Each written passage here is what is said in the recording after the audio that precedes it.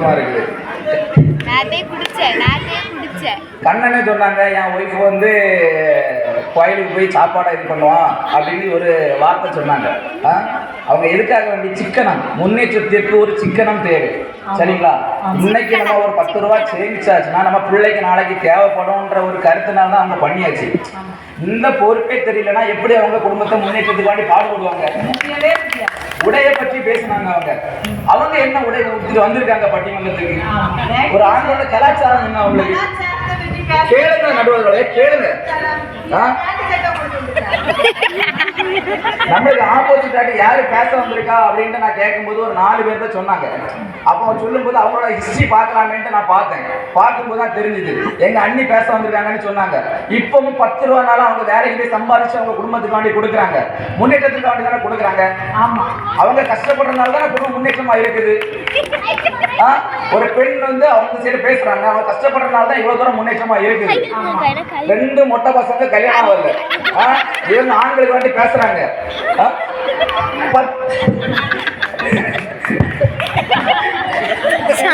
நடுவர் அவர்களே, சுவாமி விவேகானந்தர் யாரு?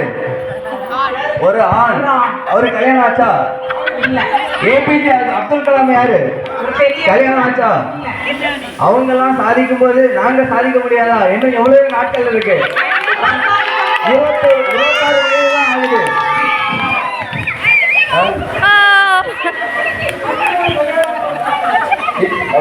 அப்படி இல்ல, பிரதர் சொன்னனால நான் சொல்றேன். பிரதர் ஃபுல்லாவே நம்ம அஜித் வந்து என் கூட ஃபுல்லா டிராவல் பண்ணிட்டு இருக்காங்க. நான் வீட்டுக்கு போயாச்சு. எங்க அண்ணி சொல்றாங்க, ஒரு நாளும் துணியே துவைக்க மாட்டேங்கிறான், வீட்டுக்காக வேண்டி 10 ரூபா சேமிச்சு கொடுக்கலன்னு சொல்றாங்க. என்னது அவன் குடும்ப முன்னேற்றத்திற்காக வேண்டி என்ன பாடுபட்டான்றதை மட்டும் கேளுங்க, அவன்கிட்டே கேளுங்க, பிரச்சனை இல்லை, சொல்லுங்க, நான் கேட்டுக்கிறோம். வாஷிங் மிஷின் வாங்கி வைக்கிறதா முன்னேற்றமா? வாஷிங் மிஷின் வாங்கி வச்சா குடும்பம் முன்னேறுமா? அவருக்கு துணி துவைக்க வரத்தை போட்டு வாஷிங் மிஷின் வாங்கி வச்சுருக்க நடுவர்களே, இதுதான் முன்னேற்றமா? முன்னேற்றம் என்றால் என்ன குடும்பத்திற்கு? சொல்லுங்க நடுவர்களே, முன்னேற்றம் என்ன? முன்னேற்றம்னா தன் மனைவி மக்களை எல்லாம் நல்ல சந்தோஷமா பார்த்துக்கணும். அவங்களுக்கு ஏதோ ஒரு பிரச்சனைனா நம்ம கூடவே இருந்து வந்து நல்ல ஹெல்ப் பண்ணணும். ஆண்கள் அது மட்டும் தான் பார்ப்பாங்க. ஆனா வந்து ஒரு குடும்பத்துல கஷ்டம் நஷ்டம், வீட்டுல 1000 பிரச்சனை இருக்கும். வேலைக்கு போயிட்டு வந்தா வீட்டுக்கு போகும்போது அவ்வளவு கஷ்டம் இருந்தாலும் கல்யாணம் ஆன ஆண்கள்கிட்ட கேட்டு பாருங்க. வெளியில போயாச்சுனாக்கி ஒரு உயர் அதிகாரி இருப்பாங்க, சார் சார் அப்படிம்பாங்க. சரிங்களா? அவ்வளவு மரியாதையா பேசுவாங்க. அதே இது அவ்வளவு டென்ஷனை வச்சுட்டு யார்கிட்ட காமிப்பாங்க? வீட்டுல வந்து மனைவிட்ட தான் காட்டுவாங்க. அதையும் பொருட்படுத்தி அந்த குடும்பத்தை முன்னேற்றத்திற்காக வேண்டி ஒரு பெண் தானே கொண்டு போறா. மனைவி நினைச்சா அந்த குடும்பத்தை முன்னேற்ற பாதையும் கொண்டு போக முடியும், அதை தாக்கவும் முடியும். மனைவி இல்லாத ஆண் வந்து அது ஒரு குடும்பமே இல்லை. அப்படிதானே? நீங்க ஒரு பெண், உங்களுக்கு தெரியாதது இல்லை. நாளைக்கு கல்யாணம் ஆகும் போது இவன் நல்ல பாதைக்கு போன மாதிரி இருப்பான். அவன் அப்பதான் அவனை பிள்ளைக்கு சேர்க்கணும்னு நினைப்பான். இப்ப யாருக்கு சேர்க்கிறான்? இப்ப யாருக்காக கல்யாணம் கஷ்டப்படுறான்? யாருக்குமே சேர்க்கல. கல்யாணம் என்று ஒரு பெண் வாழ்க்கையில வரும்போதுதான் முன்னேற்றத்திற்காக வேண்டி பாடுபடுவான். இதே ராஜாக்காரங்க போயாச்சுன்னா கோட்டை கடையில மோஸ்ட்லி பசங்க தான் நிக்கிறாங்க, ஆண்கள் தான் நிக்கிறாங்க, இல்லைங்களா? இவங்க என்ன நாங்க டிராவல் பண்ணும்போது பார்த்தோம், கேட்டீங்களா? அதே மாதிரி நான் ஆகாச சொல்லல, வேற ஒரு பையன் ஆகாச இல்ல, இதே நம்ம எறும்புகாட்டுல பார்க்கும்போது ஒரு 10 பிள்ளைங்க சுத்தி நிக்குது. இது ஆகாச இல்ல, வேற வேற ஆகாச சொல்லல. அப்ப இந்த மாதிரி இருக்கும்போது அவங்க பாருங்க, இந்த கூட்டத்துல பாருங்க இவ்வளவு பெண்கள் இருக்காங்க. என்ன ஏதாவது ஒரு கருத்து கிடைக்கும், ஏன்னா நம்மளுக்காண்டி பேசுறாங்க, முன்னேற்றத்திற்காக வேண்டி நம்ம கஷ்டப்படுறோன்றதை பார்க்கறதுக்கு வேண்டி இவ்வளவு பெண்கள் வந்திருக்காங்க. அதிகமா இருக்கிறாங்க. இதே இவங்க தான் முன்னேற்றத்துக்கு வேண்டி பாடுபட முடியவங்க.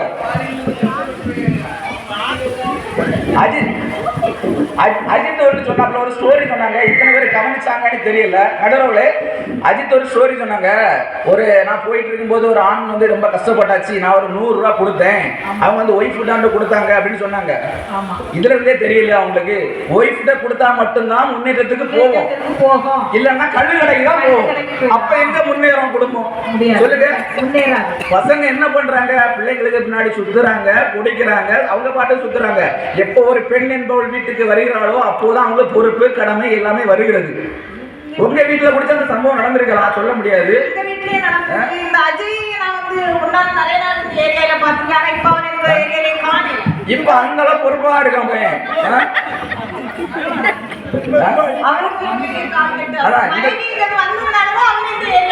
இதே இந்த பைக்ல போகும்போது ஒரு 150 பிடிச்சு போவோம். அப்ப நிறைய சொல்லுவாங்க தருதல போகுது அப்படிம்பாங்க. நான் சொல்ல தம்பி இந்த மாதிரி எல்லாம் சொல்றாங்கல்ல அப்படின்ட்டு. இப்ப அப்படி போக மாட்டான். கல்யாணம் பண்ணிட்டோம்ல பயம் வந்துருச்சு. நம்ம பொண்டாட்டியை பார்க்க வேண்டியிருக்கு, பிள்ளைய பார்க்க வேண்டியிருக்கு. என்னைக்கு அந்த ஒரு கால் கட்டுப்பட்டு பெண் என்பவள் வருகிறாளோ அப்போதான் அந்த பொறுப்பு எல்லாமே வருகிறது. சரிங்களா? நம்ம கோயில் எடுத்துக்கோங்க, என்ன ஒரு சமூகமா இருந்தாலும் ஃபர்ஸ்ட் முத்தாரமைக்கு தான் ஃபர்ஸ்ட் பூஜை கொடுப்பாங்க. இந்த ஊரை காக்கிறதே முத்தாரமா தான் ஃபர்ஸ்ட். சரிங்களா? எந்த கோயிலா இருந்தாலும் அம்மா இருந்தாதான் அந்த ஒரு முக்கியமான ஒரு குடும்பமே வளர்ச்சி அடையும். மனைவி இருந்தாதான் அந்த குடும்பமே வளர்ச்சி அடையும். ஆண்கள் வந்து ஃபாரின்ல நல்லா கஷ்டப்படுறாங்க அப்படின்ட்டு நம்ம பிரதர் சொல்லியாச்சு. நல்லா கஷ்டப்படுறாங்க, சம்பாதிச்சு அவங்களுக்கு எதுவுமே சேர்க்கல அப்படின்ட்டு. ஆனா அவங்க ஃபாரின்ல இருக்கும்போது அந்த பெண் என்பவள் பிள்ளைய வளர்த்து எடுத்து கொண்டு வரதுக்கு எவ்வளவு கஷ்டப்படுறாங்க சொல்லுங்க. உண்மைதான். பிள்ளைய 10 மாசம் பெத்த குறைக்கு 2 சேர்த்து சுமக்கிறேன்னு சொல்றாங்க. பணத்தை வச்சு பாத்துடலாமா நடுவர்களே? சொல்லுங்க. உங்ககிட்ட ஒரு 1 லட்ச ரூபாய் தந்து ஒரு 4 பிள்ளைகளை பார்த்துருங்கன்னா பார்க்க முடியுமா சொல்லுங்க? ஒரு குழந்தை பெற்று 6 மாசத்துல ஒரு 6 மாசம் ஆகி அப்பா இல்லைன்னா அம்மா பார்த்துக்குவாங்க. சரிங்களா? அதே ஒரு அம்மா இல்லைன்னா அப்பாவால பார்க்க முடியாது. அடுத்த திருமணம் தான். நான் அதுக்கு ஒரு சின்ன கதை நம்ம ஊர்லயே நடந்ததுதான். நான் யாரையுமே குறிப்பிட்டு சொல்லல. சரிங்களா? எனக்கு 8 வயசு. நம்ம ஊர்ல எனக்கு 8 வயசு இருக்கும்போது எங்க ரிலேட்டிவ்ல தான் ஒரு அண்ணனுக்கு 10 வயசு, அவங்க தம்பிக்கு 8 வயசு. அவங்க அப்பா இறந்துட்டாங்க. சரிங்களா? இதே ஒரு ஆண் மகனுக்கு அவங்க பொண்டாட்டி இறந்தா அந்த ஆண் மகன் என்ன செய்வாங்க சொல்லுங்க? அடுத்த திருமணம் பண்ணுவாங்க. எதுக்கு வேண்டி திருமணம் பண்ணுவாங்க? பசங்களை பார்க்கணும் அப்படிம்பாங்க. இதே ஊர்ல தான் நடந்த சம்பவம். அவங்க இப்போ 2 பிள்ளைங்க நல்லா படிக்க வச்சு அவங்களுக்கு கல்யாணம் பண்ணி வச்சு அவங்க பேர பிள்ளை எடுத்திருக்காங்க மறுமணம் செய்யாமல். இது ஒரு ஆண் மகன் செய்வானா? செய்ய முடியாது. எப்படி முயற்சி எப்படி இருக்க முடியும்? பண்ண முடியாது. பிள்ளைகளை பார்க்க முடியாது. அதுதான் உண்மை. நம்ம அதை மாற்றுக்கிறதே கிடையாது. ஒரு ஆண்மகன், நீங்க அந்த வசந்த மலையை படம் பார்த்துருப்பீங்க நடுவுங்களே. அதுல வந்து கல்யாணத்துக்கு முன்னாடி வந்து சிவாஜி வந்து நல்லா நடிப்பாரு, ரொம்ப ஆக்டிங் பண்ணிட்டு நல்லா குடிச்சிட்டே இருப்பாரு. சரிங்களா? அப்போ ஒரு ஹீரோயினா லவ் பண்றாரு. நல்லா குடிச்சிட்டே இருக்கும்போது 2 பேரும் லவ் வருது எல்லாம் பேசுறாங்க. அப்போ அழகா ஒரு இவங்க சொன்னோன்னா ஒரு பாட்டு பாடுவார் பாருங்க. அன்னத்தை தொட்ட கைகளில் நான் மது கிண்ணத்தை இனி நான் தொடமாட்டேன் அப்படின்றது பாடுவாரு. பெண்ணை வந்து அன்னம்ன்றாரு. சரிங்களா? அந்த பெண் என்னைக்கு வர்றாங்களோ அதுல இருந்து திருந்துறாரு அவரு. அதுக்கு எடுத்துக்காட்டா அஜய் நீங்க சொன்னீங்க. அதே மாதிரிதான் இந்த பசங்களும் அதே மாதிரிதான் இருப்பாங்க. சரிங்களா? அதனால வந்து என்னைக்குமே முன்னேற்றத்திற்காக வேண்டி அதிகமா பாடுபடுறது வந்து பெண்கள் தான். 1000 கஷ்டங்கள் இருந்தாலும் 1000 தடைகள் இருந்தாலும் எல்லாமே பார்த்து எடுத்து பண்றது வந்து பெண்கள் தான். அதனால எனக்கு வாய்ப்பு அளித்த அனைவருக்கும் நன்றி.